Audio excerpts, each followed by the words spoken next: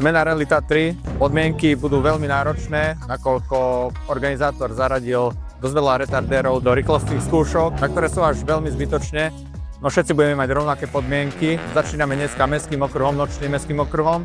Tiež zmena, ide sa dvakrát, čiže nejakých 15 km sa pôjde po okruhu. Uvidíme, ako to pôjde, budeme sa snažiť byť čo najrýchlejší a o čo najlepšie umiestnenie. Konkurencia je veľká, uvidíme si, ako to dopadne.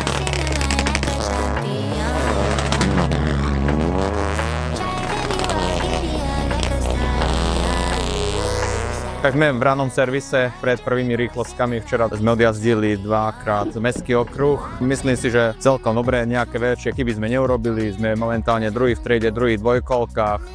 A dneska sa to bude rozhodovať na ozajstných rýchlostných skúškach. Obutie sme zvolili, si myslím, že veľmi dobre fungovalo, auto všetko fungovalo, takže dneska ideme bojovať o popredné umiestnenia.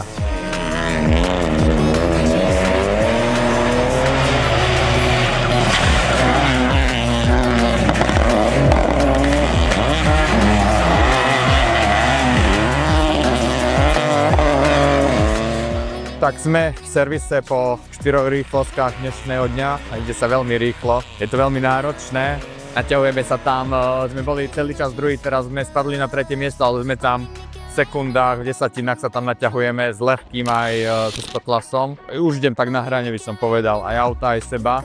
A posledné 2 rýchlostky sa rozhodnú, ale neviem, či už sa mi chce ísť do takého rizika, lebo treba ísť fest tlačiť a fest veľmi rýchlo.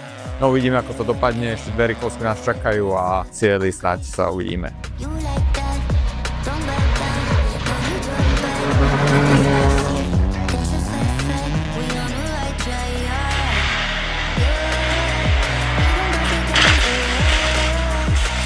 Tak sme vsieli Rally Tatry, boli to brutálne preteky. Vôbec som ešte v kariére nešiel tak tesný súboj. Pred poslednou rýchlostkou sme boli druhý v triede aj druhý v dvojkolkách, ale boli tam desatiny na 3. a nejaká sekunda na 4. Takže bolo to veľmi náročné, veľmi tesné a tlačili sme, čo to dalo poslednú rýchlostku. Avšak stala sa tam havária, takže nám pridelili náhradné časy, rozhodlo to za nás. Takže sme ostali druhý v triede, druhý v dvojkolkách, ale fakt to boli veľmi náročné, rýchle preteky a veľmi ťažké. S bojom až do konca. Chcel by som hlavne poďakovať Aries Racing týmu, otcovi Marekovi za pomoc v DP. Všetkým, ktorí nás podporovali. Ďakujem.